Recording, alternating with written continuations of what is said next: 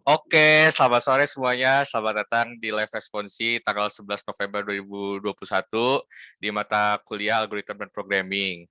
Oke, sebelumnya aku mau bilang terima kasih buat teman-teman yang udah join dan nyempetin waktunya buat belajar bareng di sini, belajar algoritma programming. Terus diingetin juga buat yang baru join, jangan lupa di-mute, terus isi formnya. Nanti deadline-nya sampai 16.20 ya. Oke, nggak usah lama-lama lagi, langsung aja. Untuk pengajar algoritma programming, Calvin dan Dimas dipersilahkan.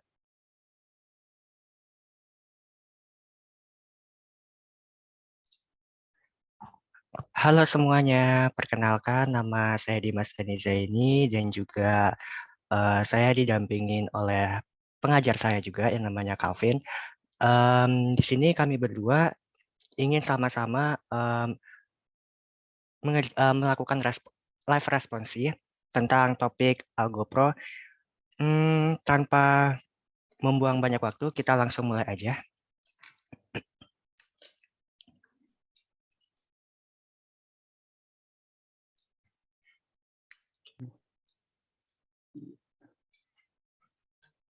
Halo teman-teman, sebelumnya kenalin dulu ya, nama gue Calvin ya. Jadi di sini gue yang bakal sharing-sharing dulu, baru nanti dilanjutin sama Dimas. Ya, lanjut Dim. Oke, jadi di sini kita bakal bahas live responsi dengan topik Algorithm and Programming. Nah, bisa dilihat di sini kita akan membahas 3 hal dari segi teori, SOCS, dan juga project. Nah, dari teorinya di sini ada algorithm, selection, repetition, pointer, array, function. Kemudian untuk ada beberapa soal dasar programmasi dan juga untuk algoritma dari Hanoi. Kemudian untuk SOCS, kami menyediakan 3 soal. Pertama ada soal game, faktor, dan juga maksimum event sum. Kemudian yang terakhir ada project. Di sini ada 2 soal. Yang pertama ada project tentang piramida, bintang pagar. Yang kedua adalah tentang program kasir. Nah, selanjutnya akan dibawakan oleh pengajar kita, Calvin. Iya, jadi di sini kita langsung mulai dari materi algoritma atau algoritma ya. Algoritma itu langkah-langkah secara urutan yang digunakan untuk menyelesaikan suatu masalah. Kalau di dalam programming sama sebenarnya, cuman bedanya di sini kita nyelesain suatu masalahnya pakai komputer. Ada 3 cara buat mendeskripsikan algoritma. Yang pertama ada untaian kalimat deskriptif, yang kedua ada flowchart, yang ketiga ada pseudocode. Untuk untaian kalimat deskriptif, itu tuh cara menuliskan instruksi yang harus dilaksanakan dalam bentuk kalimat tadi dengan bahasa yang jelas. Di sini di box kanan bawah udah bisa kalian lihat, di sini ada contoh. Ini contoh yang dipakai itu program buat menghitung luas persegi panjang. Pertama, kita kasih dulu judulnya. Judulnya itu program menghitung luas persegi panjang. Udah, baru kita masuk ke algoritmanya.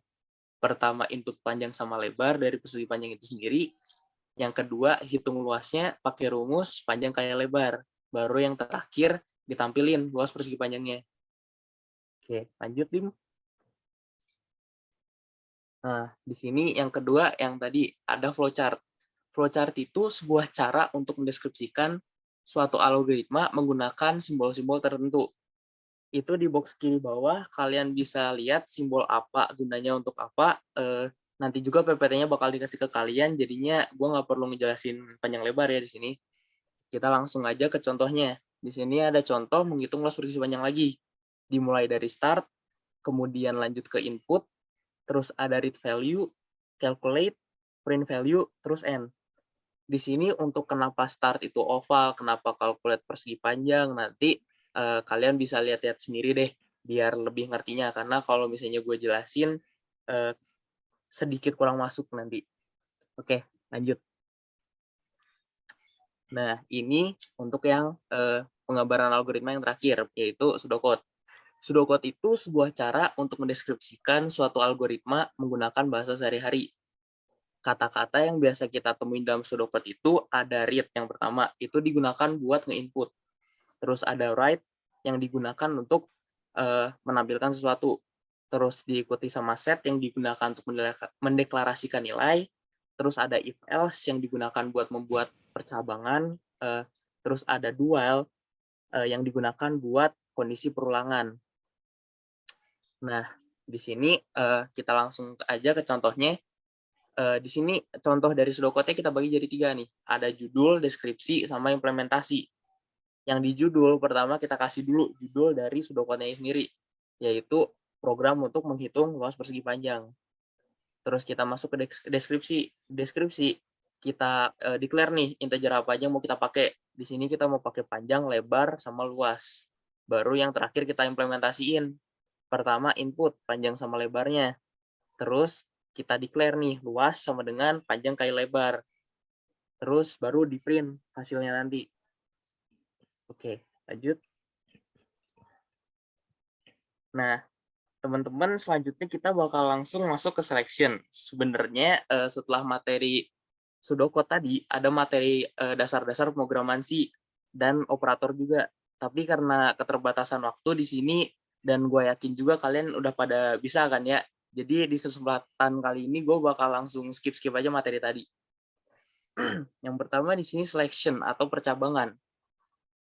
Selection atau percabangan itu suatu perintah yang memungkinkan untuk perintah lain dieksekusi jika kondisinya terpenuhi atau tidak terpenuhi. Di sini ada 2 jenis percabangan, yaitu if else sama switch case. Nah, if else itu digunakan buat memecahkan persoalan untuk mengambil keputusan di antara sekian pernyataan yang ada. Kita bisa lihat di box kanan atas mengenai sintaksnya. Yang pertama if diikuti sama boolean expression, lalu statement if true-nya. Lalu ada else if diikuti sama boolean expression lagi, lalu diikuti sama statement if true. Baru yang terakhir di else-nya statement if false. Nah, terus kalau misalnya yang switch case itu digunakan khusus buat nanganin pengambilan keputusan yang melibatkan sejumlah alternatif. Bisa dilihat lagi di box kanan bawah itu, pertama kita masukin switch, terus variabel yang mau kita ganti, lalu untuk case value yang pertama kita kasih statement lalu di break, case value yang kedua kita kasih statement lalu di break, lalu selanjutnya sampai yang kita pengen udah terpenuhi. Lalu diikuti sama default, lalu statement kalau false-nya. Nah, oke, next. Nah, di sini udah ada contoh dari selection-nya. Di sini ada contoh switch case ya. Jadi di sini kita tuh mau input suatu variabel X. Variabel X-nya kalau misalnya memenuhi dari switch case-nya dia bakal ganti. Kalau misalnya 1, nanti dia bakal ngeprint F, choice is 1. Kalau misalnya 2, bakal di print F, choice is 2. Kalau misalnya 3, bakal di print F, choice is 3. Di sini udah kita masukin kan ya, kalau misalnya integer X itu 2, maka sesuai dari codingannya, print F, choice is 2. Nah, gitu ya. Oke, lanjut.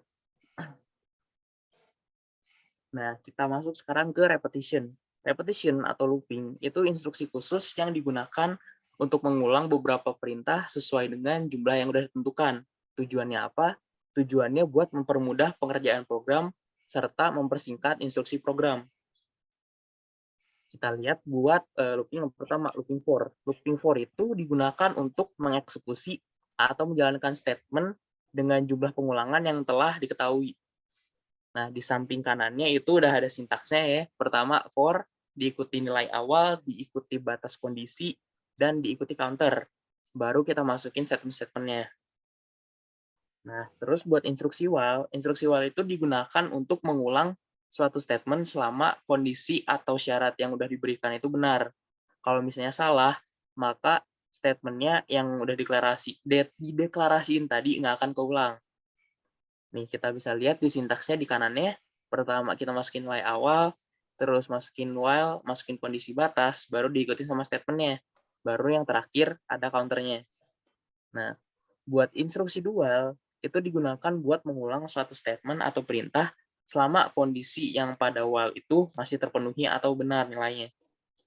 Nah, buat sintaksnya di kanannya lagi, pertama masukin nilai awal, diikuti do, baru diikuti statement-nya, lalu counter. Tapi yang terakhir di sini kita masukin while lagi sama kondisi batasnya. Nah, kita lanjut dulu buat ke contoh soalnya. Nah, di sini ada contoh soal dari, bukan contoh soal, contoh kasus dari penggunaan while. Di sini udah kita bikin program di mana angka yang kita input akan dijadiin himpunan aritmatika. Udah dimisalin, kita masukin angka 3. Maka nanti akan diulang sebanyak 10 kali himpunannya 3, 6, 9, 12. Kalau misalnya kita masukin angka 5, ya udah nanti angka yang keluar juga bakal 5, 10, 15, dan seterusnya. Oke, lanjut. Nah, di sini ada contoh buat while. Di sini kita udah bikin program buat ngehitung angka yang di bawah atau sama dengan 10 sampai 10. Nah, di sebelahnya di output-nya ada 2 contoh nih. Kita lihat dulu contoh yang bawah. Di contoh yang bawah kita input angka 4. Maka 4 akan terus berulang sampai I atau counternya itu nyampe 10. Makanya 4, 5, 6, 7, 8, 9, 10. Nah, pertanyaannya sekarang, kalau misalnya angka yang kita input lebih dari 10 gimana?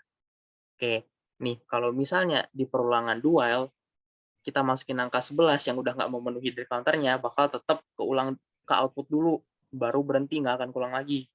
Kalau misalnya di perulangan for atau misalnya while tadi, yang ini nggak akan terjadi, beneran programnya udah nggak akan jalan. Oke, lanjut. Nah, sekarang kita masuk ke pointer. Pointer itu apa? Pointer itu variabel yang berisi alamat memori suatu lokasi memori. Dengan kata lain, pointer itu berisi alamat dari variabel yang punya nilai tertentu. Nah, ini bisa dilihat di bawahnya ada bentuk umum dari pointer. Pertama ada tipe, diikuti simbol bintang dan nama dari variabelnya. Tipe itu apa? Tipe itu tipe dasar dari pointernya. Terus buat simbol bintang itu operator memori buat manggil atau ngembaliin nilai variabel. Nah, terus buat nilai variabelnya yaitu nilai variabel dari nama variabel dari pointer itu. Ada 2 operator dalam pointer. Yang pertama operator difference yang pakai simbol dan, sama operator reference yang pakai simbol bintang. Operator difference itu operator yang akan menghasilkan alamat memori. Contohnya di sini kalau integer A sama dengan 45, terus kita printf aja dengan menggunakan pointer, yang keluar nanti itu bukan nilai dari variabel A-nya, tapi alamat memori dari variabel A-nya. Jadinya kalau dimisalin di sini yang keluar nanti bakal 62 FE4C, bukan 45 ya. Soalnya yang di outputin itu alamat memorinya, bukan variabelnya ya, bukan nilai dari variabelnya. Oke, lanjut. Nah, di sini ada operator reference. Di sini kita bisa ngeakses langsung nilai yang ada pada alamat memorinya. Kita lihat dari contohnya. Kita udah declare integer A itu 45, terus ada integer buat pointer P, dan pointer P sama dengan A. Kalau misalnya kita printf operator ini, nanti yang ke output bakal 45. Karena di sini nilai dari A-nya itu 45. Kan kita cuma manggil dari alamatnya, di alamat itu nilainya udah ada 45 ya. Nah, itu di contohnya bisa kalian lihat sendiri ya buat inputan sama outputnya. Kalau nilai A itu 10, nilai dari pointer A itu 10, terus ada alamat-alamatnya. Nah, oke, lanjut. Nah, di sini kita masuk ke array. Array itu sebuah variabel yang bisa menyimpan banyak data dengan tipe yang sama. Buat lebih jelasnya, gue jelasin dulu. Di variabel itu cuma bisa diisi sama satu data. Misalnya ada variabel A, maka diisi dari variabel A itu cuma bisa misal 1. Terus B cuma bisa 2. Begitu terusnya sampai misal D itu cuma bisa 4. Nah, kalau di array, misalnya kita deklarasiin kalau misalnya variabel A yang berupa array itu ukurannya 4. Ada 1, 2, 3, 4. Nah, itu anggap aja di variabel A itu bisa masuk beberapa data sesuai dengan ukurannya. Nggak kayak variabel yang cuma bisa satu data. Nah, buat pendeklarasian array, di sini ada array kosong. Array kosong itu array yang cuma kita masukin ukurannya, tapi nggak kita masukin isinya. Kalau yang dengan data, nanti bakal diikutin sama dengan kurung kurawal terus isi dari array-nya. Nah, Gue jelasin dulu buat indeks. Jadi kalau di array itu, semua dimulai dari indeks ke 0, bukan indeks ke 1 ya. Jangan keliru kalau misalnya buat bikin coding. Nah, terus di sini kalau misalnya array-nya multidimensi, ambil contoh array 2D. Di sini ada array 2D 3 kali 3 nih. Nanti penulisannya kurung kurawal, terus kurung kurawal lagi, masukin angka-angkanya, tutup sampai di akhir. Buat indeksnya jadi misalnya indeks ke 00 itu 2, indeks ke 10 itu 5. Buat penyebutan dari indeksnya, kalian sebutin dulu kolomnya baru barisnya. Oke, lanjut. Nah, ini di sini ada contoh array. Kita bikin dalam bentuk string nih, char huruf ukurannya 4, isinya A, B, C, D. Terus ada integer i itu gunanya buat ngeidentifikasi itu indeks keberapa. Udah kita output kan, ya udah kita output. Di indeks ke 0, 0 itu A. Kalau misalnya di indeks ke 1 itu B, dan seterusnya sampai indeks ketiga yang terakhir itu D. Oke, lanjut. Nah, di sini kita lanjut ke function.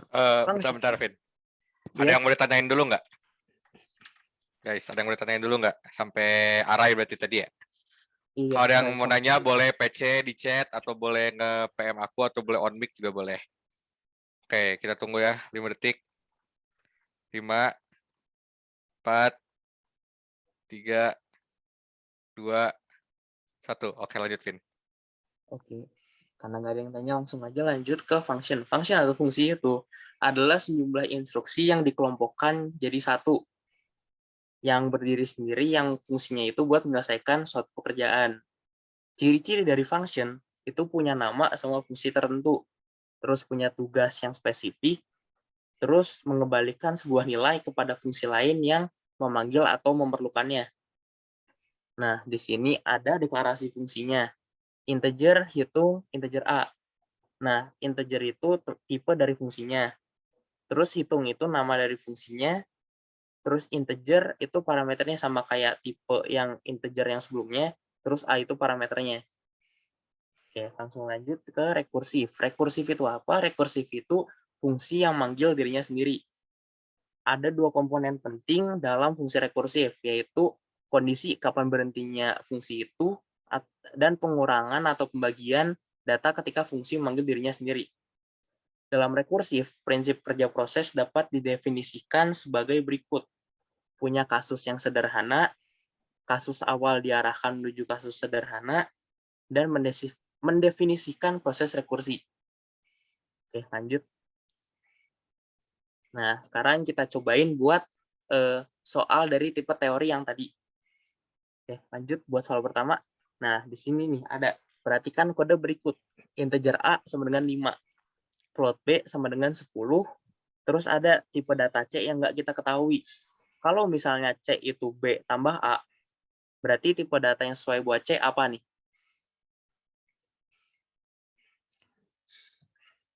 Oke.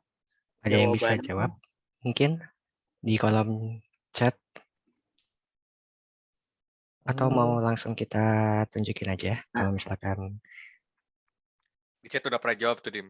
Iya, di chat udah pada jawab, Dim. Di sini pada jawabnya A mayoritas, tapi ada yang B1 ya. Kita langsung lihat aja buat jawabannya nih. Lanjut, Dim. Oke, sip. Nah, di sini itu jawabannya A ya, buat yang jawab A tadi. Buat yang jawab B, gue jelasin nih. Jadi di sini ada namanya urutan prioritas tipe data. Pertama itu float, pertama itu double, terus float diikuti sama integer. Jadi kalau misalnya ada operator kayak tadi, misalnya C itu B tambah A, di mana B itu kan float, terus A itu integer kan, yang bakal diprioritasin itu float-nya. Begitu juga kalau misalnya tipe datanya ada yang double, misal yang bakal diprioritasiin ya double-nya. Oke, lanjut. Oke. Buat soal nomor 2, ada operasi A tidak sama dengan B. Dengan A dan B itu berupa char. Nah, maka output dari outputnya bakal berupa tipe data apa nih? Oke. Ayo, mungkin Operasi A tidak sama dengan B. Wah, udah pada jawab nih, Dim. Jawabannya mereka Apa pada itu? jawab B, Dim. Oh, bolehan ya. Iya, Wah, kayaknya udah pada ngerti nih. Kita langsung lihat aja ya jawabannya kalau gitu. Wih, benar. iya bener. Jadi buat operasi yang bentuknya relasi kayak tadi, misalnya yang tadi A tidak sama dengan B itu masuk ke dalam operator relasi ini. Makanya bisa berupa tipe data boolean akhirnya. Soalnya kita ngebandingin nilai, kalau benar itu 1, kalau salah itu nilainya 0. Nah, terus buat operator-operator relasi lainnya bisa kalian lihat ini di tabel di sini. Nanti bisa kalian lihat-lihat lagi kalau misalnya PPT-nya udah dikasih ya. Oke, lanjut nomor 3, Dim. Sip. Nah, di sini ada operasi A, merupakan contoh penggunaan operator apa tuh yang kayak cacing lihat itu? Cacing ya. Iya. Ini negasi bacanya berarti ya. Iya, Negasi dari betul. A. Kira-kira kalau negasi kayak gitu termasuk operator apa ya kira-kira? Hmm. Oke, pada jawab D nih, Dim. Bener nggak, Dim? Wah, aritmatika B atau D nih? D, dada. Oh, oke. Aritmatika ya. Kita langsung cek aja ya kalau gitu. Bitwise, Dim. Bitwise. Oh, Pada jawab bitwise. Bitwise. Iya, Sorry, pada sorry, jawab sorry. Bitwise. Iya, iya, ya. Oke. Nah, jadi jawaban yang jawab D itu semuanya benar ya. Soalnya kalau misalnya operator bitwise itu memang digunakan untuk operasi bit atau biner ya. Pada nilai integer itu ada operator. Kalau misalnya ada simbol dan itu and, terus ada or, not, left shift sama right shift itu ya kalian bisa baca-baca sendiri ya. Buat yang tadi negasi itu ya yang not. Oke. Oke. Lanjut ya. Nah, di sini Soal ada nomor. soal nomor 4. Di sini ada perulangan for. Dalam perulangan for itu deklarasi nilai awal integer A, nilai batasnya 3, terus langsung di print F. Nah, kalau misalnya kode tersebut dijalanin, yang outputnya yang bakal ke eksekusi ada berapa nih? 0K, 1K, 7K, atau infinity malahan. Oke. Oke, baru mulai masuk nih jawaban-jawabannya. Pada jawab Oke, jawab D, nih, Dim. Dan infinite. infinity. Oke. Wah, Nah, benar ya ternyata infinity. iya, kenapa ini infinity buat yang nggak tahu. Jadi di sini nilai awalnya juga sebenarnya dari awal udah melebihi dari nilai batas kondisinya. Terus bakal selalu memenuhi kan mau integer i-nya di increment berapa kali, makanya bakal hasilnya infinity nanti ya. Oke.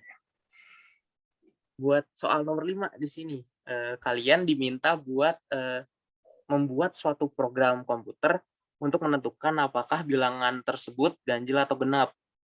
Blok control flow yang paling sesuai buat menyelesaikan program tersebut adalah pada langsung jawab ya. Pada langsung jawab. Wah, udah kayaknya udah familiar ya sama soal ini. Apa Iya, tuh jadi kira-kira kayaknya Vin jawabannya? pada jawab B nih, selection. Wah, selection ya. Oke. Selamat selection. Jawaban kalian bener ya. Di sini kita pakai selection if else ya. Soalnya di sini kan ada conditionnya ya, makanya. Sorry. Oh iya. Oh ya. Di sini kan ada conditionnya. Kalau misalnya anggap A di modulus 2 itu 0. Berarti kan itu bilangan genap tuh. Nah, itu namanya kondisi. Ada kondisinya, makanya kita pakai if else. Oke, lanjut. Nah, di sini buat soal nomor 6. Bila P adalah sebuah pointer, maka untuk mengambil atau mengisi nilai pada poin tersebut, kita akan menggunakan simbol. Ini udah pada ngerti semua, ini jawabannya gue belum Jangan-jangan bacain baru soal. baca satu kalimat udah ngerti ya. Waduh. Ih, gak apa-apa, ini tanda-tanda semuanya dapat 100 nih nanti. Wah, amin. UTS bisa lah kalau kayak gitu ya. Alpro. Oke. Oke, Coba jawabannya lihat apa tuh, Vin? jawabannya itu B ya. Sesuai yang Oke. kalian jawab, bener nih. B. Nah, ini udah dibikinin buat contoh codingannya nih. Buat kalau misalnya kita manggil dari nilai pointer A ya, itu 5. Oke, lanjut. Nah, Soal nomor 7. oke, kita liatin nih kode berikut ini. If tanda tanya itu sama statement A, terus else if kondisi tanda tanya statement B, else kalau salah statement C. Nah, di bagian tanda tanya itu ada ekspresi yang dibentuk menggunakan operator. Maka jenis operator yang sesuai itu apa? Operator apa ya kira-kira? Relasional kah, aritmatika kah, Simon kah, bitwise kah? Wah, yang ini lebih cepat lagi nih, Dim. Udah pada jawab A. Bener nggak, Dim? Relational. Relasional. Kayaknya sih benar. Kita lihat aja yuk. Wih, benar. Bener ya, di sini sesuai yang gue omongin tadi, kalau misalnya ini tuh operator relasi. Ada conditionnya yang bisa bernilai true atau false. Makanya di sini jawabannya relational. Oke, lanjut, Dim. Oke, soal nomor 8. Ini kayaknya jangan-jangan saya belum baca soalnya udah jawab semua ini. Oke. Kebetulan udah, Dim. Oh, beneran ya? Waduh. Oke, di soal nomor 8 manakah kita baca dulu. Manakah dari kode berikut yang benar untuk mengisi pointer atau pointer key dengan alamat atau address dari pointer P? Jawabannya apa itu, Vin? Kira-kira di kolom chat. Di kolom chat pada jawab D, yang key sama dengan end Key pointer. sama dengan dan NP, P ini ya. NP, iya. Iya.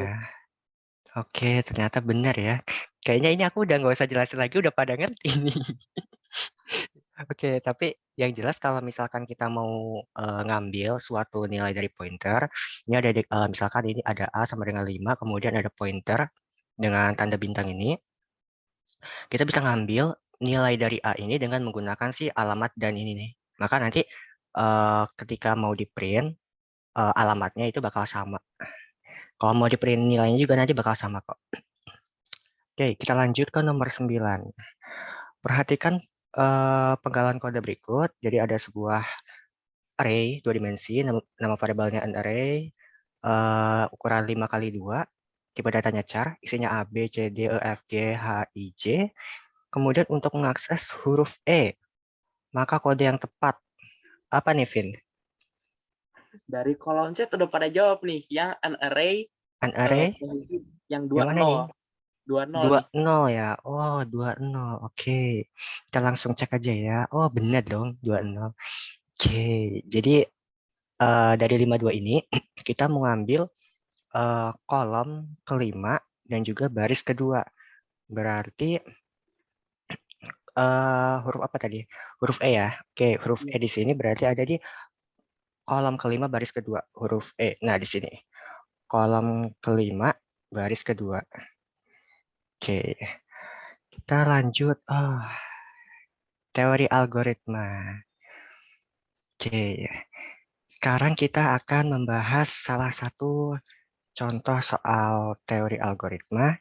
Di sini ada suatu permainan ya, namanya Menara Hanoi atau bahasa Inggrisnya Tower of Hanoi. Jadi tugas kita adalah gimana sih caranya kita membuat sebuah algoritma, di mana algoritma ini nanti bisa memindahkan susunan-susunan si Hanoi ini dari tower yang pertama ke tower yang ketiga. Kita harus buat algoritmanya. Tapi untuk mempermudah kita buat algoritma yang uraian deskriptif aja. Jadi nggak usah kayak buat pseudocode ataupun flowchart gitu ya. Kita pakai yang uraian deskriptif. Jadi bisa lebih sederhana. Oke. Mungkin dari teman-teman ada yang udah mencoba kali untuk membuat ini.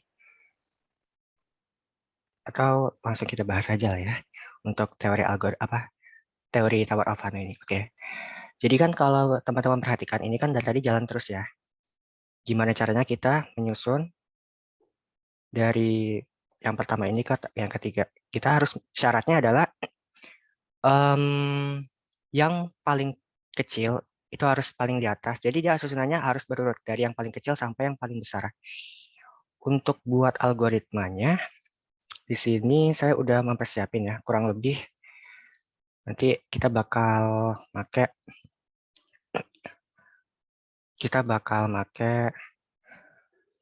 sekitar 30-an untuk uraian deskriptif ini untuk menyelesaikan 5 susunan Tower of Hanoi ini.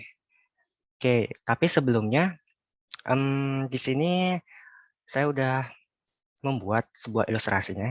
Jadi kalau misalkan ini ada 5 ya, 5 tower nih, 5 tower. Sorry, 5 Hanoi, 5 Hanoi. Gimana caranya kita mindahin C? Sederhananya kita ambil yang paling bawah, kita taruh di posisi C. Jadi ada 3 posisi ya di sini, 3 menara. Menara 1A, menara 2B, menara C. Kita ambil yang paling bawah Hanoi-nya, kita taruh di menara yang ketiga. Sisanya kita tumpuk di menara B. Nah, kita nanti bisa menaruh nih si susunannya 1, 2, 3 ini ke dalam si C-nya nanti.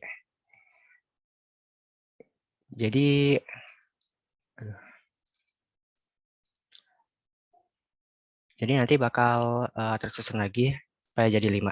Kemudian untuk yang keempat kita perhatikan ada susunan 4 nih kan yang B, tinggal sekarang 4. 4 ini kita pisah lagi jadi 3 di bagian C. Kemudian 3 ini bakal kita pisah lagi jadi 2. 2 ini kita bakal pisah lagi jadi 1. Oke. Mungkin teman-teman masih bingung ya, ini maksudnya apa? Ini gimana? Gak apa-apa. Kita ada ilustrasi di sini. Nah, di sini namanya ada suatu website ini untuk simulasi Tower of Hanoi ya, biar kita lebih enak untuk membuat algoritmanya.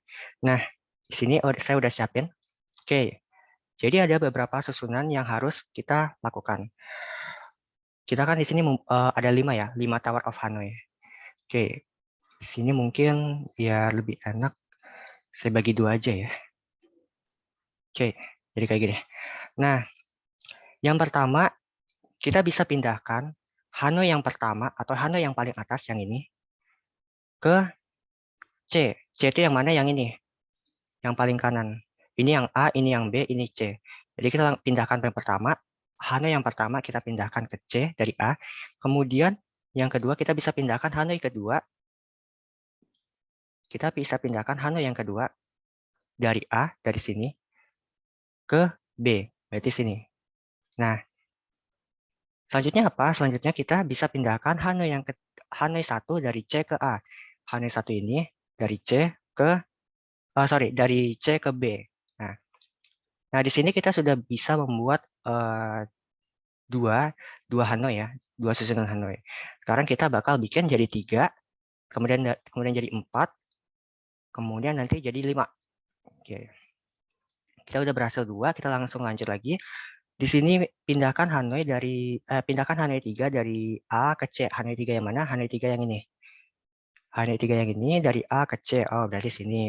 Kemudian pindahkan Hanoi 1 dari B ke A. Dari B ke A. Hanoi 1 yang ini dari B ke A. Oke. Kemudian langkah ke-6 kita bisa pindahkan Hanoi 2 dari B ke C. Hanoi 2 yang ini dari B ke C. Kemudian kita bisa pindahkan si Hanoi 1 dari A ke C. Oke. H ke C. Nah, berarti kita udah berhasil membuat 3 susunan Hanoi. Sekarang kita bakal membuat 4 susunan Hanoi. Kita lakukan hal yang sama ya.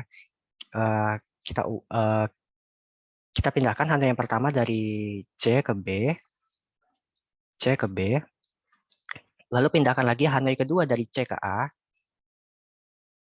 Kemudian kita pindahkan lagi Hanoi 1 dari B ke A. Oke. Kemudian kita pindahkan Hanoi yang ketiga dari C ke B. Kemudian pindahkan Hanoi yang pertama dari A ke C. Lalu pindahkan lagi Hanoi yang kedua dari A ke B. Hanoi yang kedua dari A ke B. Nah, kemudian terakhir kita bisa pindahkan Hanoi yang pertama dari C ke B. C ke B. Oke. Oh, sorry. Ini kok. Oh, sorry. Sepertinya saya ada salah di sini. Oke, mohon maaf. Mungkin saya bisa reset dulu ya. Soalnya tadi nggak jadi 4. Oke, mohon maaf. Kita buat dulu untuk susunan Hanoi-nya. Kita buat jadi 3. Nah, tadi kita mau membuat Hanoi jadi 4 kan? Berarti di sini kayaknya saya ada tipe ya dalam ini. Oke, kita fokus ke sini aja. Kita pindahkan Hanoi yang keempat ke sini, ke bagian B. Berarti tugas kita kan pengen memindahkan 3 ini ke atas yang tower B kan, biar jadi 4 susunan. Caranya kita bisa pindahkan Hanoi yang pertama ke A, kemudian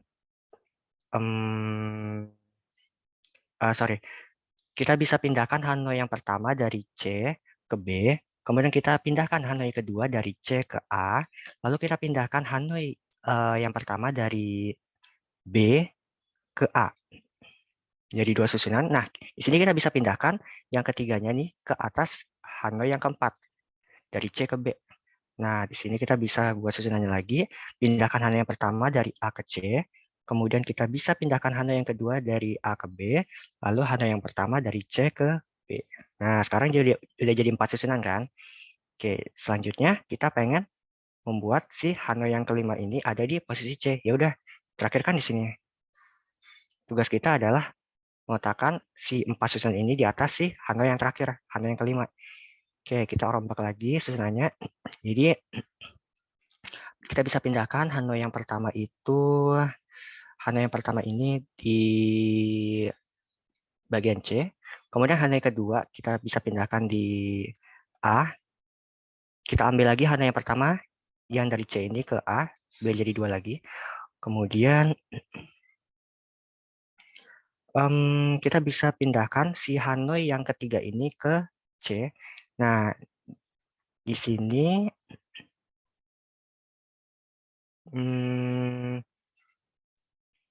oke, kita bisa pindahkan Hanoi yang pertama ini ke C, kemudian Hanoi yang kedua kita pindahkan ke sini. Hanoi, oke, sepertinya ada yang salah deh. Sebentar. Kita mau pindahkan si Hanoi yang keempat. Berarti sebentar.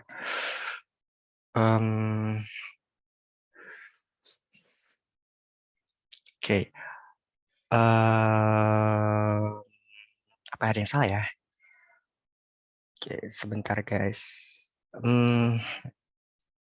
Saya agak bingung di sini. Oke. Bentar. Atau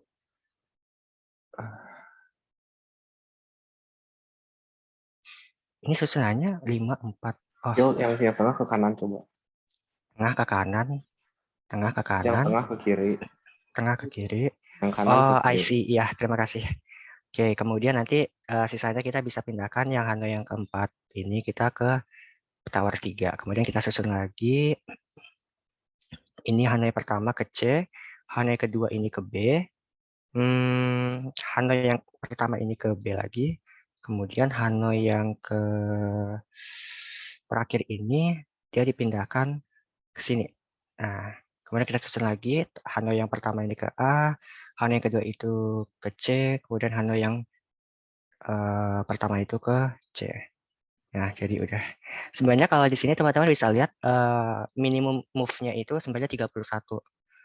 Jadi kita bisa menggerakkan 5 susunan ini dari yang awalnya di posisi A ke posisi C itu dengan 31 langkah. Cuman mungkin tadi kayaknya saya ada salah sesuatu, jadi harusnya 31 ini minimalnya, nggak mungkin 30. Ya. Mungkin ada pertanyaan kalau untuk teori Tower of Hanoi dari teman-teman. Bisa on mic ataupun di chat.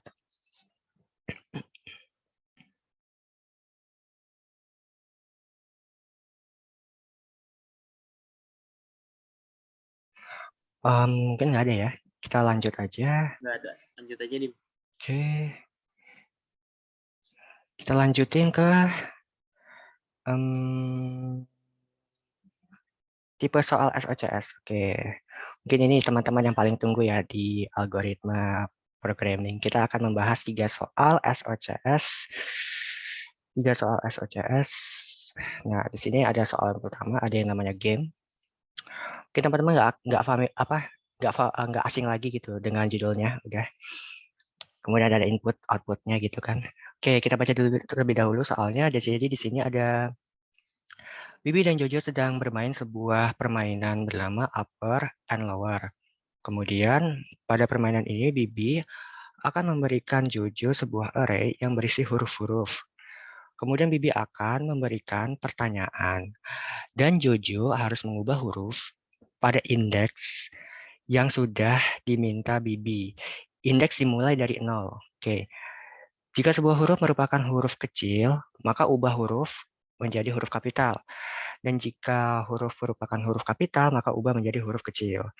Nah, di sini ada constraints-nya atau jangkauannya. Untuk N sama M, untuk N itu mulai dari 1 kurang dari sama dengan 200, dan juga M itu dari 1 sampai dengan 100. Untuk sampel inputnya misalkan 5 sama 3. 5 ini menunjukkan panjang char-nya. Jadi kan di sini ada H, E, double L, kemudian O. Nah, hello ini kalau kita hitung panjangnya 5 kan? H, E, L, L, O. 1, 2, 3, 4, 5. Oke, panjangnya 5. Kemudian 3 di samping ini apa fungsinya? 3 ini di samping fungsinya adalah untuk memberikan yang 013 ini. 013 ini apa? 013 ini menunjukkan indeks ke 0. Kita akan mengecek indeks ke 0, indeks 1, indeks ketiga. Nah, indeks ke 0 ini kan misalkan H. Indeks ke 0 adalah H. H di sini huruf besar, berarti kita pengen ngubah jadi huruf kecil. Kemudian indeks 1 itu apa? E. E-nya itu huruf kecil, berarti kita bakal ngubah jadi huruf besar. Kemudian kalau indeks ketiga itu apa? Indeks ketiga itu L. Karena L-nya di sini kecil, berarti kita ubah jadi L-nya besar. Oke. Nah, di sini untuk soal, jadi kita tugasnya untuk mengubah huruf kecil huruf besar jadi huruf kecil. Gitu aja sih. Dan kita langsung aja ke cara codingannya. Ini, oke. Kita langsung aja. Di sini aku udah membuat sebuah template ya. Aduh, nggak bisa digeser ya. Bentar ya. Oke. Oke. Oke, jadi pertama kita akan membuat sebuah array. Kita deklarasikan terlebih dahulu, misalkan panjang char. Kemudian kita bisa minta input dari panjang char-nya. Oke. Nah, di sini berarti kita punya char, array of char. Kita misalkan nama lah, variabelnya nama dengan panjangnya adalah panjang dari char. Nah, kemudian kita bisa input si kata hello tadi dengan langsung pakai string. Kita bisa langsung nama, nama. Oke. Jadi nanti kita ini bakal diisi dengan kata hello. Ini nanti bakal diisi dengan 5. Ini kok. Oke. Terus di sini kita bakal buat sebuah variabel baru namanya mungkin kasus uji. Kemudian kita minta input dari kasus ujinya. Ini berarti harusnya di atas ya. Oke. Kasus uji dari persen. Minta inputnya dulu. Kemudian setelah kita minta input kasus uji, kemudian kita minta namanya hello, kita bakal looping. Ya. Oke, berarti loopingnya setelah si 5 sama 3 ini. Kita looping dari si 0. Kenapa 0? Karena kita akan melihat indeksnya. Kita looping sampai kurang dari kasus ujinya. Kemudian kita incrementkan. Nah, di sini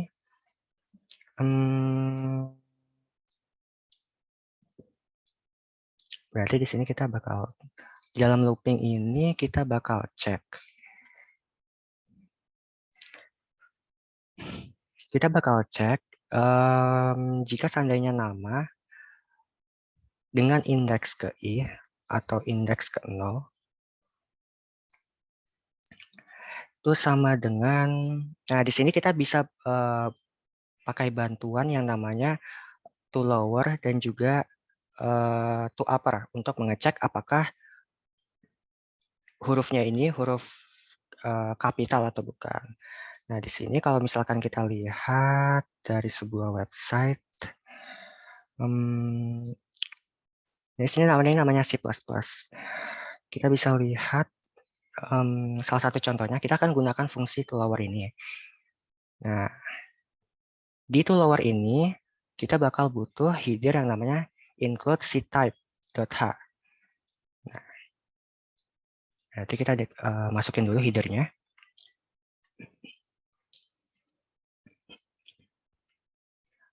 Ctype.h. Oke.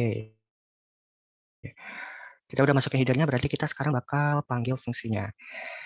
Jika seandainya nama indeks ke i alias misalkan h itu dicek apakah dia huruf besar atau huruf kecil.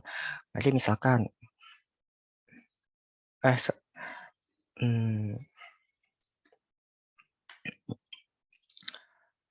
sebenarnya kayaknya bukan begini deh. Langsung aja kita bakal ngecek apakah to lower itu dalam kurung nama indeks ke i. Ini maksudnya apa? Jadi kita bakal ngecek apakah si setiap string ini kan hello. Pertama H itu apakah huruf besar? Kalau misalkan dia huruf besar, maka nanti kita bakal jadiin dia huruf kecil.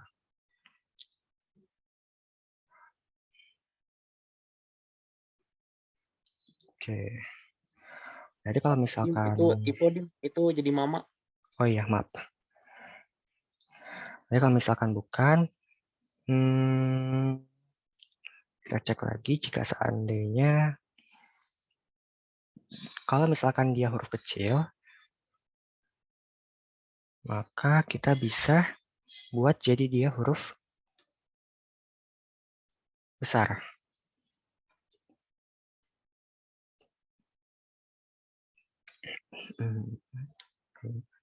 Nama indeks ke i. Oke.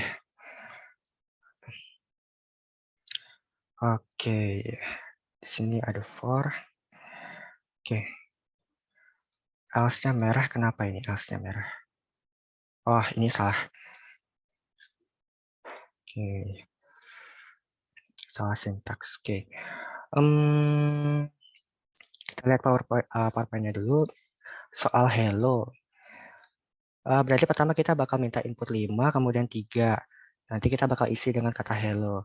Kemudian kita looping. Apakah misalkan dia huruf kecil atau huruf misalkan dia huruf besar, maka kita bakal ubah jadi huruf kecil. Kalau misalkan huruf kecil, berarti dia nanti diubah jadi huruf besar. Tugas kita nanti tinggal ngeprint sih itunya. Nilainya. Langsung ya. Si nama. Oke. Kita cobaan. Apakah bekerja? Oke, kita masukin 5 sama 3. Kita masukin hello. Oke, di sini semuanya kecil ya. Oke. Kenapa semuanya kecil?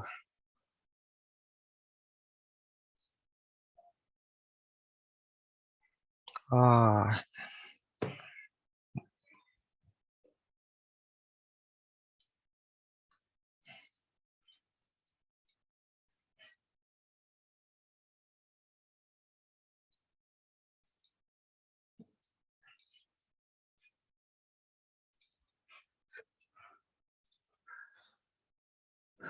Oke, udah benar ya. Jadi tadi kurang format nama indeks KI. Jadi kita bakal ngecek kalau misalkan dia huruf besar, untuk nama indeks ke i-nya, misalkan tadi H, kalau misalkan dia huruf besar, kita ubah jadi huruf kecil. Tapi sebaliknya, kalau misalkan dia huruf kecil, maka dia jadi huruf besar. Kayak misalkan nih, kata H, E, L, L, O. Oke. Oke, ini jangan lupa slash n. Mungkin kita bakal langsung submit aja ya. Tuh. Kita coba. Tadi untuk problem D. Oke.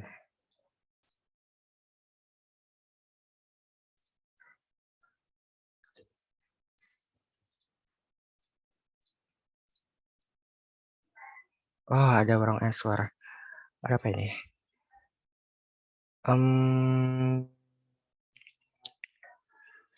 Kenapa wrong answer ya?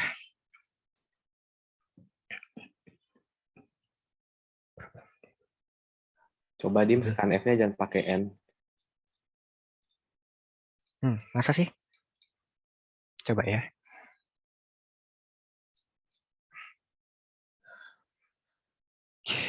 Kita langsung sama ya sebenarnya outputnya. Kalau gitu kita coba submit aja deh.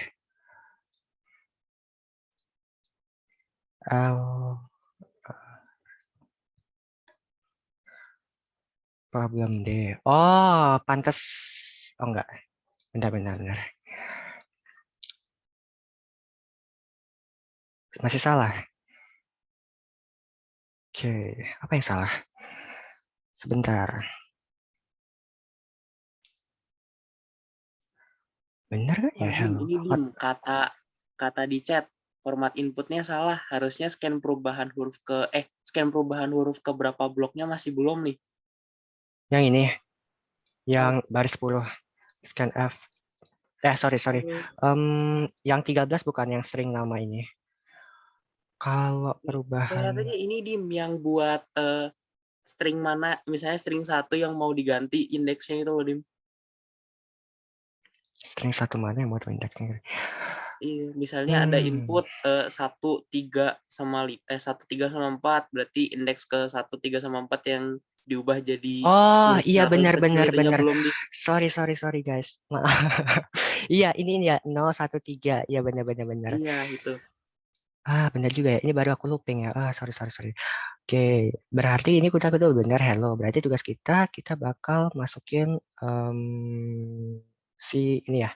Oke, sorry. Oke, berarti gimana nih? 53 oke hello. Dalam looping kita bakal berarti kita bisa buat nih. Kita bisa buat bentar. Kalau kayak gitu Tinggal 0 scan 1 F.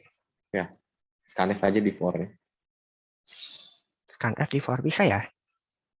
Maksudnya di atas if nama I, di bawah line 15, enter.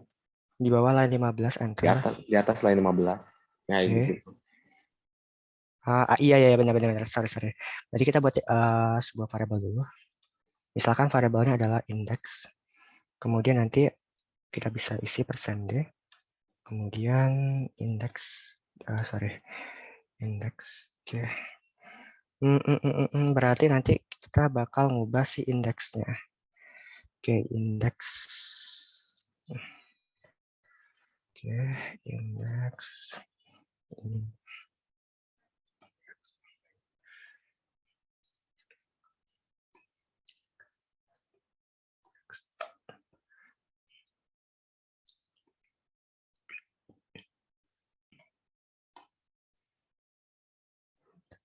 Oke, benar.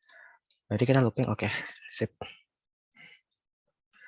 Kita punya 5, 3, hello, 0, 1, 3. Benar kan ya? 0, 1, 3. Oke, sip. Oke. Iya. Sip. H, apa sih tadi? H, E besar, L. Oke. Oke. Kita coba submit kalau gitu.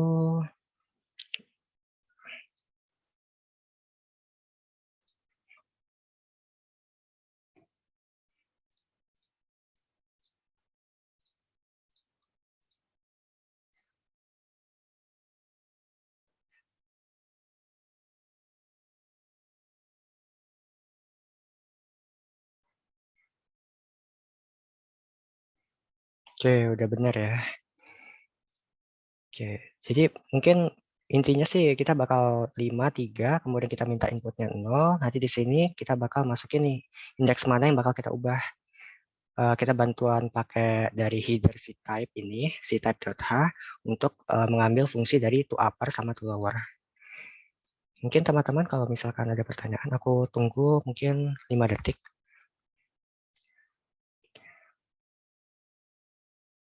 Oke, kalau Saya mau misalkan nanya aja, boleh open mic, kalau enggak langsung di kolom chat ya. ya sok-sok, nggak apa-apa, nggak apa-apa. Oke, kalau misalkan nggak ada yang bertanya, mungkin aku bikin file baru aja deh kalau kayak gitu. Oke, sekarang kita lanjut ke soal 2. Oke, soal kedua itu faktor. Nah, jadi di sini Jojo diberi sebuah angka oleh gurunya, kemudian gurunya menyuruhnya untuk menghitung banyaknya faktor yang dimiliki oleh angka tersebut. Karena ia adalah seorang pemalas, ia tidak mau melakukannya. Bantu ia untuk bantu ia dengan cara membuat program untuk menghitung banyaknya faktor yang dimiliki oleh angka tersebut. Nah, ini kontrasnya. Jadi T ini dimulai dari 1 sampai dengan 100, untuk N-nya mulai dari 1 sampai kurang dari 10 pangkat 9. Kemudian untuk sampel inputnya ada 2, 2, 12. Kalau untuk outputnya sendiri ada 2, 6, ini kurang satu lagi nih, case ketiganya. Sorry, benar. 2 ini menunjukkan 2 ke bawah, jadi isinya 2 sama 12. Nah, di sini 2 ini dia punya faktor cuma 2, makanya ditulis 2.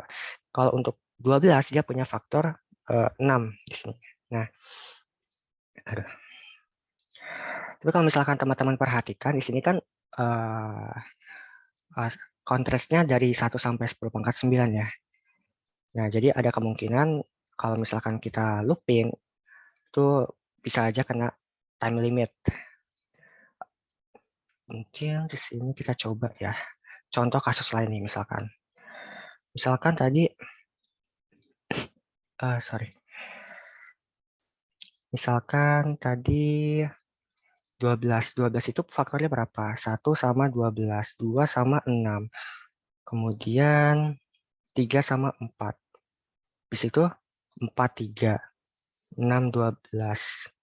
6, 2, 12, 1. Nah, di sini kan bisa dilihat ya. 1, 12, 2, 6, 3, 4. Habis 3, 4, dia bakal kebalik lagi. 4 sama 3, 6 sama 2, 12 sama 1.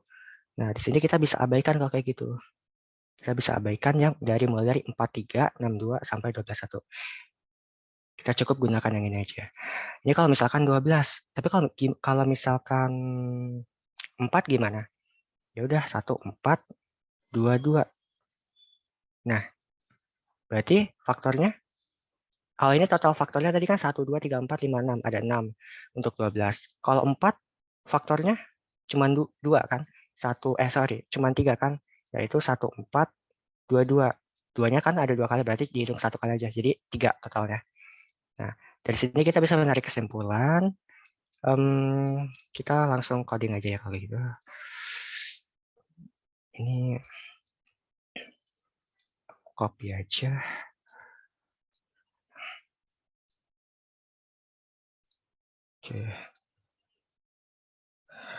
Oke, jadi pertama kita bakal buat si kasus ujinya 2, kemudian ada 2 sama 12. Oke. Kita punya kasus uji. Kemudian kita minta inputnya. Kemudian kita looping. Mulai dari 1.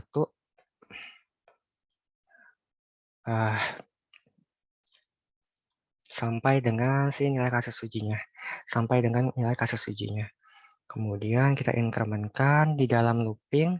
Apa yang kita bakal lakukan? Kita bakal masukkan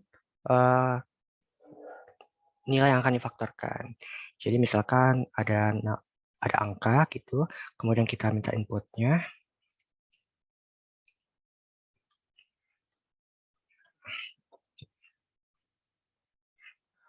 Setelah itu kita bakal coba looping nih. Kita coba bakal looping. Nah, tapi di sini harus hati-hati loopingnya. Kita mulai dari J. Kita mulai dari 1. Kurang dari sama dengan. Nah, di sini kalau misalkan kita yang biasa kita bakal looping dari 1 sampai 12 kan ya. Kita bakal kalau gitu mulai dari sampai dengan 6, kemudian kita amankan, kemudian kita bakal punya faktor, variabel faktor, kita mulai dari 0, kemudian nanti jika seandainya si numbernya ini kita modulus dengan faktor saja, kalau seandainya 6-nya dimodulus dengan I sama dengan 0, maka nanti faktornya bertambah. Oke, terus kita nanti print persen case hashtag ya tadi. Hashtag persen D. 2 ya. Nanti kita langsung case SN. Oke. Isinya berarti kita bakal isi si I. Kemudian nilai dari faktor.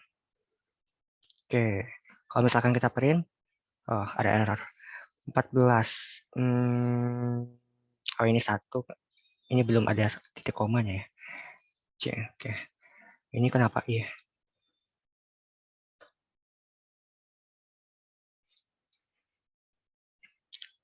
Oke, jadi kalau misalkan kita masukin 2212, 22, oke, 12. Nah, kenapa 12 ya? Bentar.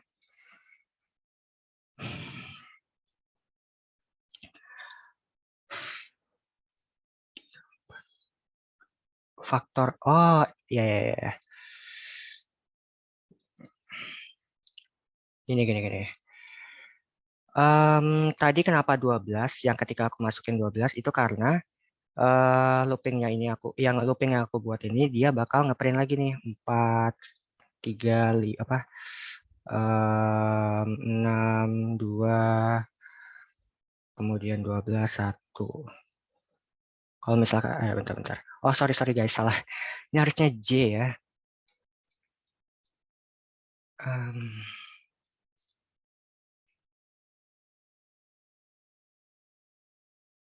Nah, ini baru benar. Harusnya tadi J bukan I. Oke. Tapi kalau misalkan kita submit, ini pasti nanti hasilnya bakal time limit. Kalau misalkan teman-teman mau coba juga, nggak apa-apa. Tapi intinya adalah kalau misalkan kita pengen nggak time limit, kita bisa menggunakan, kita batasi loopingnya mulai dari 1, itu bukan kurang dari sama dengan 6. Tapi kita bakal akarkan si bilangan ini. Akarkan dari 12. Jadi kita mau looping kan, mulai dari 1 sampai si nilainya 3. Akar 12. Akar 12 itu mungkin kita menggunakan kalkulator aja. Akar scientific. Akar dari 12 ini. Oke, akarnya berarti 3. Akar dari 12 itu 3. Nah, ini pas banget. Kita kan mau cuma sampai 3 ya, maka kita gunakan akarnya. Oke, berarti kita tahu berarti ini bukan sama dengan nom, kita bakal pakai bantuan fungsi dari SQRT. Tapi kita bakal nambahin header baru lagi. Kita cek SQRT. Oke, untuk headernya kita bisa pakai si math. Header math.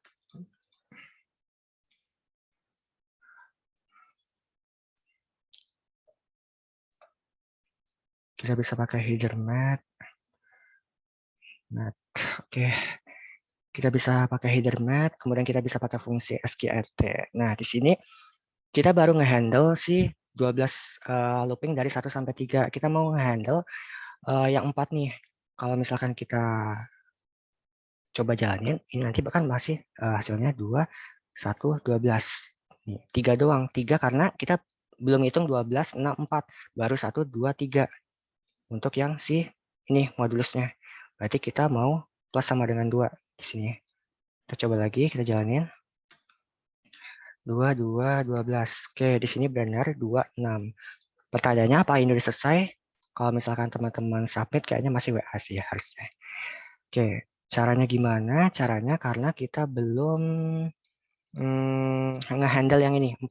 Kalau misalkan kita masukin lagi nih, misalkan 1, 4. Nah, munculnya 4. Padahal kita maunya 3 nih. Kenapa dia munculnya 4? Karena 2-nya ini nanti dihitung 2 kali. 1, 4, 2. Tapi kalau di program kita masih 2-nya kehitung 2 kali. Nah, caranya gimana? Caranya kita bisa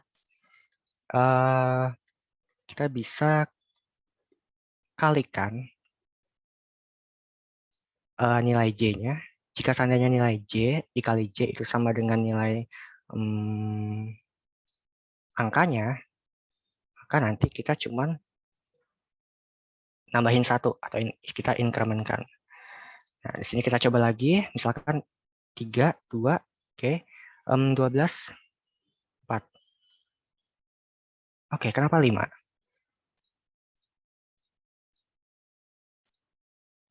Dikurang kali dulu. Dikurang? Karena 4 berarti kalau misalkan di number ya di modulus J. J-nya berapa sih tadi? J kita punya 1. Kalau J kali J sama dengan 6, fuck min aja. Min.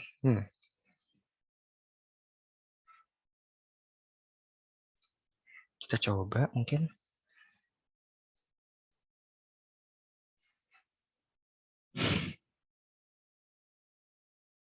Oke, 3. Nah, gimana Zal? Mungkin ntar. Kalau misalkan J-nya 1 kurang dari sama dengan SKRT 6, kemudian J kali J itu 6, vektor kita kurangin. Habis ditambah 2, kalau ternyata dia akarnya dikurang aja biar jadi tambahnya 1. Kayaknya waktu itu aku gunakan tambah deh. Kalau mau pakai tambah else if, tapi si J kali J sama dengan 6-nya di atas. Iya, Ding. Iya, benar-benar. Kalau misalkan J kali J sama dengan 6, maka faktornya berkurang. Jadi harusnya udah ini sih ya. Kalau gitu kita cobaan lah, submit aja.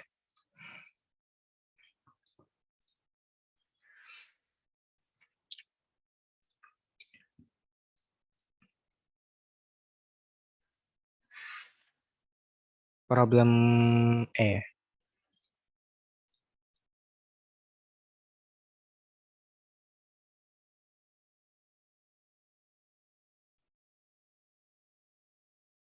Ya, kayaknya harusnya benar nih.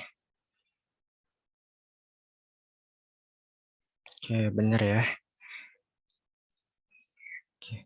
Kalau misal, apakah ada pertanyaan? Nggak ada. Oke, aman ya berarti. Intinya kita di sini soalnya sebenarnya mengetes supaya kita nggak time limit. Intinya gitu sih. Kemudian kita lanjut ke soal 3. Minimum event sum. Oke. Jadi di sini Jojo memiliki array yang bentuknya adalah n, kemudian yang berdasarkan yang berisikan bilangan bulat positif yang terurut menaik. Di dalam kelas dosen hanya mengajarkan bahwa jika angkanya genap maka dapat dipastikan dari penjumlahan 2 buah angka genap.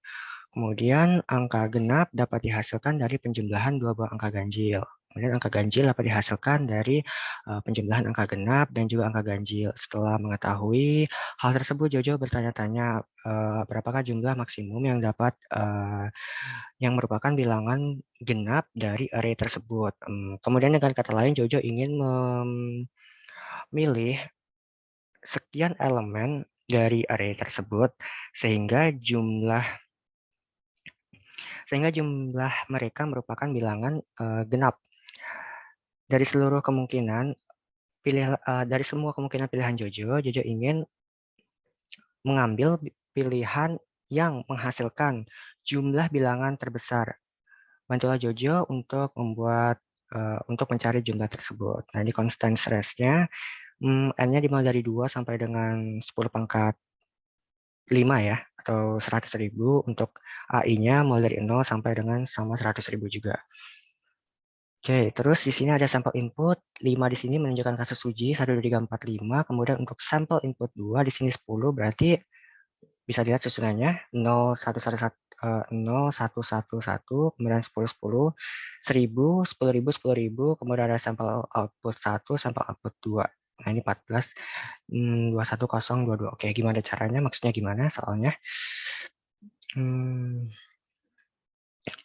Oke.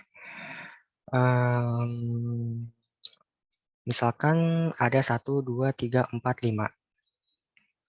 Terus kita diminta untuk menentukan jumlah bilangan maksimum dari angka-angka ini. Berarti kan di sini syaratnya kalau yang bisa menghasilkan bilangan genap cuma 2. Angka genap dijumlahkan dengan angka genap atau angka ganjil dijumlahkan dengan angka ganjil. Kita nggak bisa jumlahkan angka ganjil dengan angka genap. Oke, berarti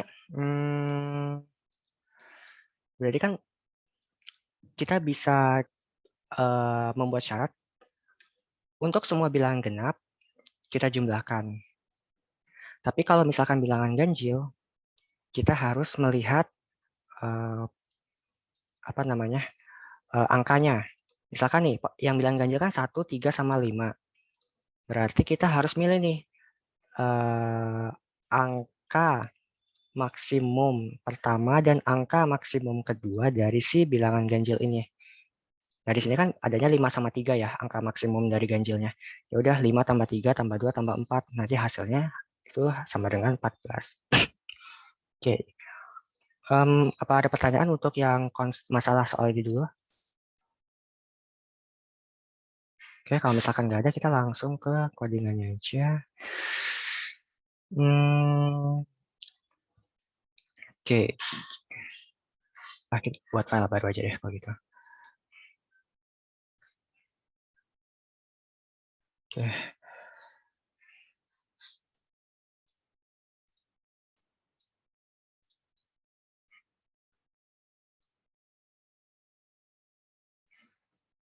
Oke, berarti apa yang kita lakukan, kita bisa buat sampel inputnya, berarti kita punya kasus uji.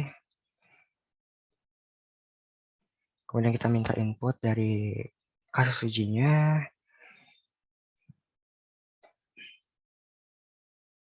Kemudian apa? Kemudian langsung minta outputnya. Berarti di sini kita bisa gunakan looping, while. Kita bakal looping. Nah, kita akan ngecek.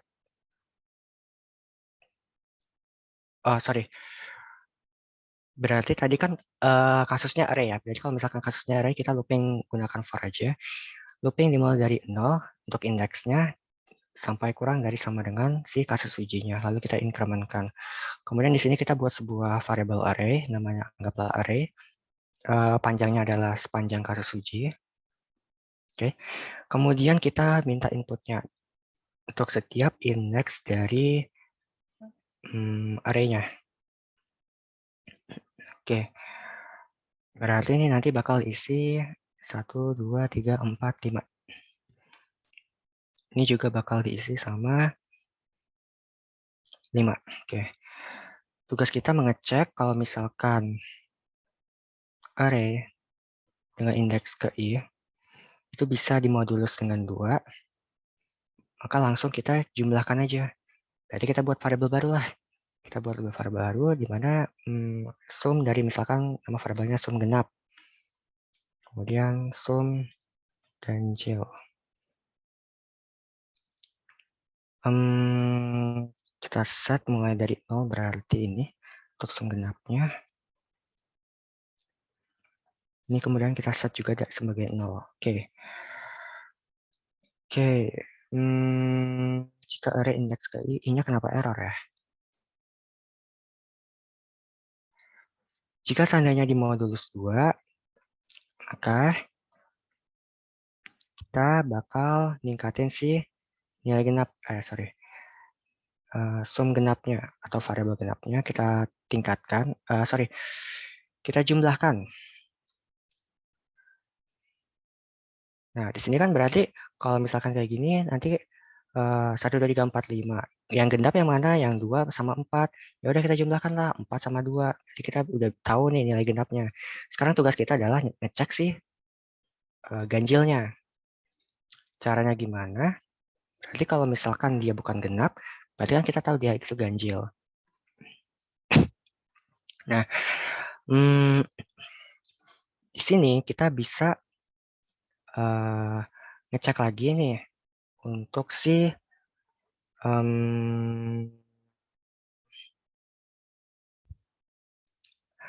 kita bakal ngecek si angka 1, 3, dan juga 5. Nah, caranya gimana? Caranya kita jumlahkan setiap bilangan ganjil. Duh. Gimana ya? Aku jujur agak lupa untuk codingannya. Mungkin kita bisa lihat aja ya. Ketimbang aku salah. Aku soalnya agak lupa untuk yang maksimum sum array ini. Bentar ya. Oke. Oke. Oke. Jadi tadi kan aku untuk sum ya. Nilai dari sum kita kan ngecek untuk setiap nilai genapnya. Di sini kalau misalkan dia ganjil, berarti nilainya bakal ditambah. Pokoknya kita nyimpan nilai minimum, Dim. Ganjil minimumnya yang mana? Nanti Iya, kita nggak benar. masukkan ke sum. Kita mau nyari nilai minimumnya. Cuman aku agak lupa nih untuk menentukan minimumnya. Bentar.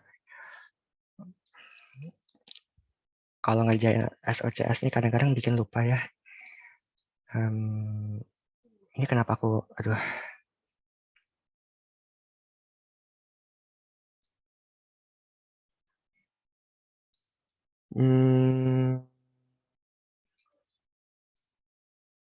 Sebentar. Bentar. Kalau misalkan aku coba pakai ini. Berarti sum ganjil berarti 1, aku punya 1, 3, dan 5. Berarti aku bakal jumlahkan 1 sama 3 sama 5. Kemudian jika seandainya array indeks ke I, berarti kita cari nilai minimumnya antara 1, 3, dan 5. Kemudian minimum. Oke. Jika seandainya I sama dengan N kurang 1. Oke. Dan juga sum ganjil modulus bukan kelipatan genap. I see. Berarti kalau misalkan dia berarti kalau misalkan dia kelima dan juga sum ganjil. Oh iya ngerti. Gini. Jadi pertama kan kita udah tentukan untuk jumlah genapnya. Nah, untuk menentukan jumlah genapnya, di sini berarti kita punya permasalahan untuk bilangan ganjilnya. Caranya gimana? Caranya kita cukup jumlahkan semuanya bilangan ganjilnya. Jadi kita punya 1, 3, dan 5. Oke kan? Kita punya angka 1, 3, dan 5. Kita jumlahkan aja nggak apa-apa. 1 ditambah 3 tambah 5. Berarti kita bisa tulis sum ganjil itu bakal bersama dengan dari setiap nilai array indeks ke I-nya. Nah, di sini kita bakal cek lagi. Kita bakal cari nilai minimumnya. Caranya gimana? Caranya, kalau misalkan array indeks ke I itu kurang dari minimum, maka nilai minimumnya itu bakal sama dengan array indeks ke I. Nah, di sini berarti kita harus buat sebuah variabel baru yang namanya nilai minimum.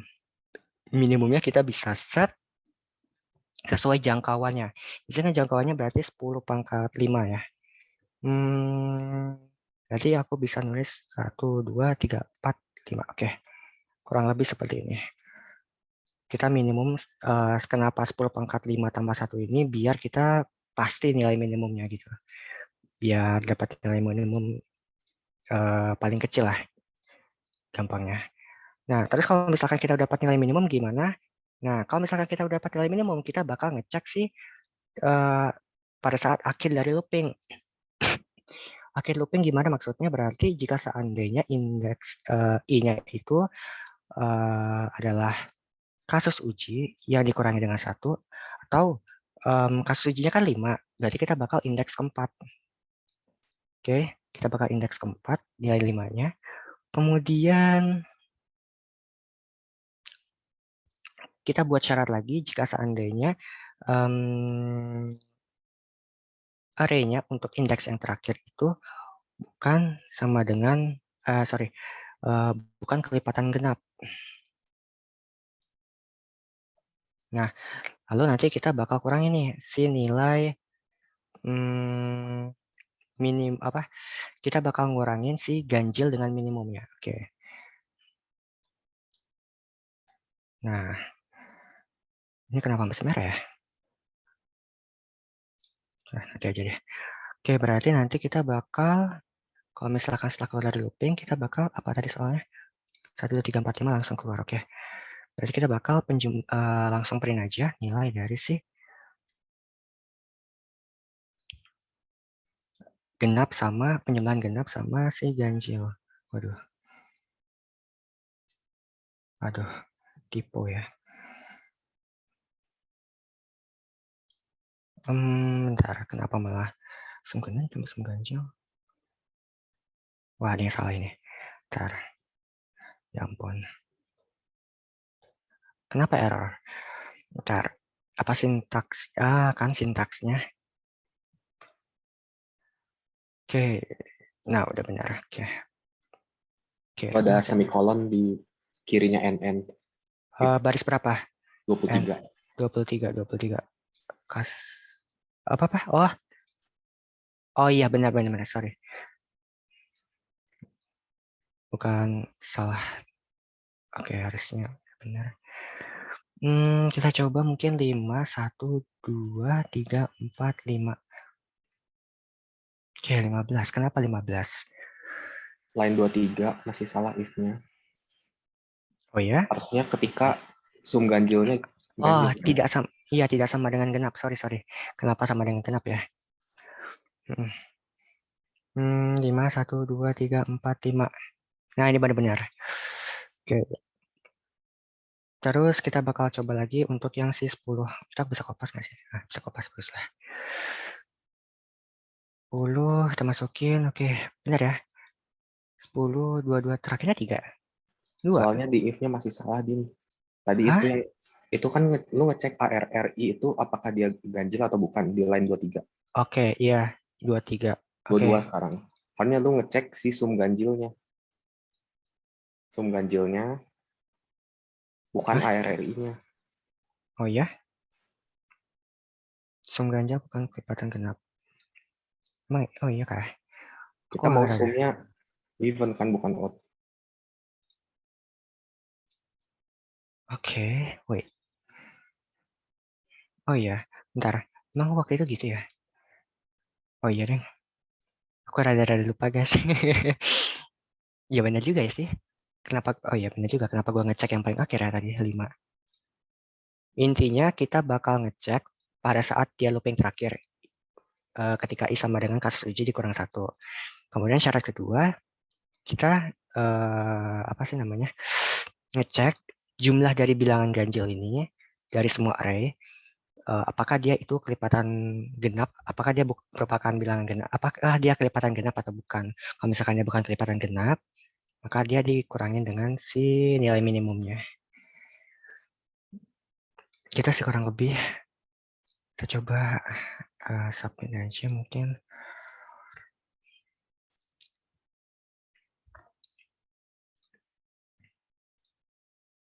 problem F ya.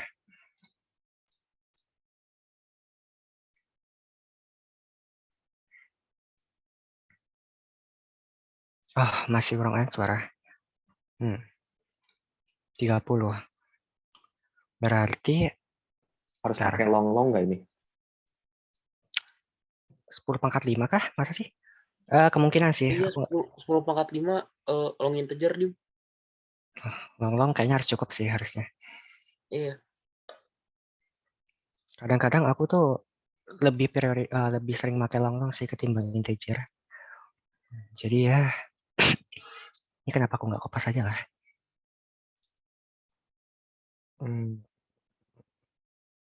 Berarti LD dong. Wah, ntar ini LD juga. Ini juga ini juga LD. Kalau looping, biar aman deh.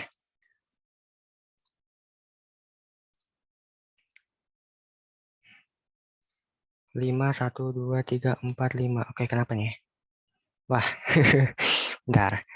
Bentar. Kasus uji udah bisa tadi dimasukin. Berarti scanf. Oh, wait. Hah? LLD, Dim, scan-nya. LLD. Ya, Oh, LLD ya. semuanya LLD. Iya, Bu, ya. Yang dalam juga. Oke. Aku lupa. Sorry.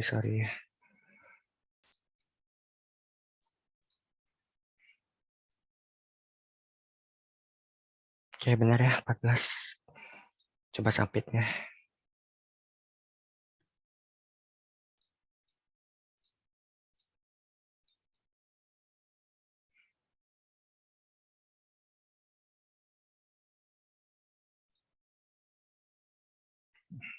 Ya, benar seharusnya.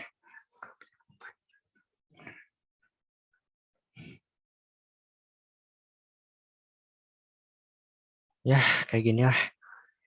Oke. Intinya kita bakal ngecek apakah genap. Kalau misalkan dia genap, kita jumlahkan semua. Kalau misalkan dia ganjil, kita harus cari nilai minimumnya. Kemudian nanti kita bakal kurangin si jumlah dari ganjilnya itu dengan nilai minimumnya. Kayak gitu sih. Aman sih, aman lah ya. Nggak ada pertanyaan kan? Oke.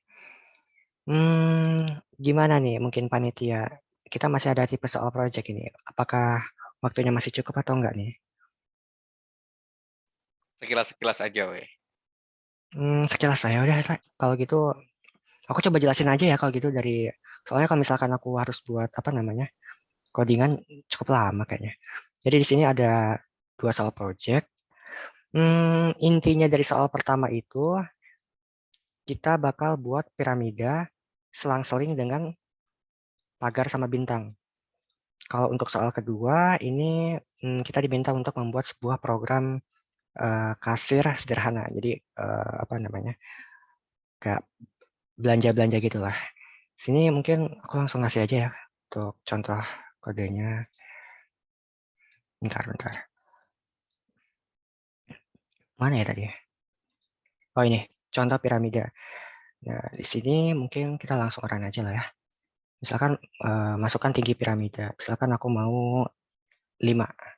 Nanti bakal piramidanya seperti ini. Nah, ini bisa teman-teman lihat ya. Di sini aku coba untuk gunakan sebuah prosedur yaitu void nama fungsinya adalah print piramida. Nah, isinya apa? Isinya aku coba untuk looping. Aku pakai looping berapa? Aku looping 3 kali, sorry. Ada 3 kali looping. 2 looping dalam 1 kali looping besar. Jadi pertama looping apa? Looping yang pertama ini fungsinya apa? Fungsinya adalah buat kita nentuin baris. Misalkan 5 berarti mulai dari 1 sampai kurang dari tinggi segitiganya. Tinggi segitiganya kan tadi 5. Berarti kita buat 5 baris. Terus looping kedua kita mau apa? Kita mau buat spasi. Mulai dari 1 sampai kurang dari sama dengan tinggi segitiga dikurang 1. Kenapa kurang 1? Kurang I. Kenapa kurang I? Karena spasinya ini kan bakal berubah terus ya. Makanya nanti harus dikurang dengan I. Karena nanti I-nya itu bakal bertambah, sedangkan nanti spasi segitiganya bakal berkurang. Oke, kemudian looping ketiga apa? Looping ketiga kita cek. Kalau misalkan dia kelihatan genap, maka dia ngeluarin si hashtag ini. Kalau misalkan dia ganjil, itu dia ngeluarin bintang. Nah, sebenarnya kalau misalkan teman-teman perhatikan ini kita lihat coba. Ini sebenarnya cuman segitiga siku-siku yang kita seolah-olah kayak terlihat piramida gitu, gara-gara kita tambah spasi di sini. Jadi sebenarnya nggak kita cuman baratnya memanipulasi segitiga yang siku-siku ini jadi segitiga piramida. Oke, kemudian kita coba untuk lihat kayak gini untuk yang project kasir sederhana ya. Jadi di sini ada warning ya, nggak terlalu itulah. Oke, di sini ada apa aja? Kita punya sebuah fungsi namanya menu. Di sini kita punya ya menu lah, menu biasa kayak gini. Ada barang 1, ada barang 2, ada barang 3. Terus kita pilih nih mau 1, 2, atau 3. Misalkan inputnya kita masukin 2. Sorry, 1 aja deh kalau gitu. Coba misalkan 1 inputnya. Nah, di sini berapa barang? Nah, berapa barang itu kita bakal panggil di mana lagi? Kalau misalkan kita lihat di main, fungsi main ini, di sini kan ada pilihan dalam kurung menu, dalam kurung angka ya. Yang tadi menu 1, 1, 2, 3 ini dia itu di fungsi menu. Sedangkan untuk yang pilihan itu yang ini, yang berapa banyak yang ingin Anda beli. Kita lihat di fungsi pilihan. Nah, di sini fungsi pilihan. Prosedur pilihan. Di sini aku buat switch. Jadi misalkan tadi aku kan pilih 1 ya. Switch 1 berarti ini tereksekusi. Nah, di sini ada ada harga sama dengan temp dikali dengan 15.000. Nah, ini maksudnya apa? Sederhananya tuh gini. Ini kan pertama aku pilih 1 nih. Berarti harganya 15.000. Misalkan aku pengen beli berapa banyak? Misalkan aku pengen beli 2. Oke, berarti apakah Anda memiliki kartu member? Nah, ini di sini ditanya, apakah Anda memiliki kartu member? Misalkan aku punya kartu member. Nah, harganya jadi 3.000. Kenapa 3.000? Sebenarnya di sini aku buat, nah di sini untuk tem 2. Apakah Anda memiliki kartu member? Kemudian nanti diminta scan F.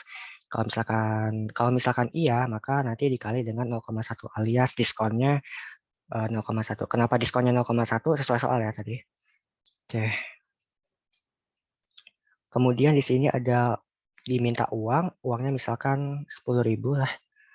Sorry. Oke, 10.000 berarti nanti dapat kembalian. Kemudian ucapan terima kasih. Kurang lebih gitu sih. Cuman main fungsi, main prosedur aja. Sama selection sama looping. Nggak ribet lah pokoknya. Kalau misalkan kayak gini. Oke. Kurang lebih begitu untuk responsi hari ini. Mungkin ada pertanyaan sebelum ditutup untuk mungkin sebuah materi atau soal. Oke, kalau misalkan memang nggak ada, ucapin terima kasih. Dan juga maaf kalau misalkan tadi sempat ada masalah dikit, agak kelamaan atau gimana. Untuk selanjutnya aku serahkan ke panitia.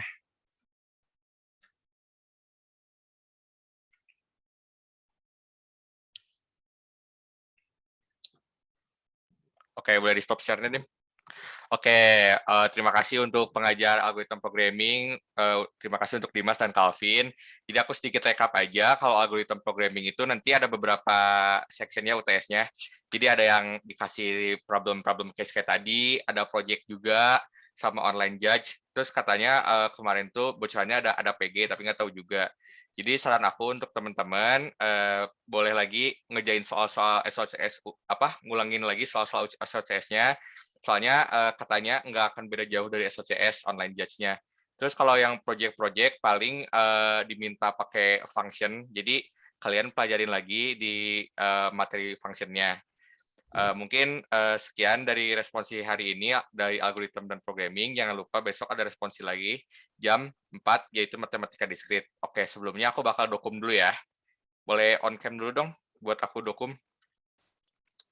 Oke, aku tunggu pada on dulu ya. Oh iya, sama ini ada link form lagi seperti biasa.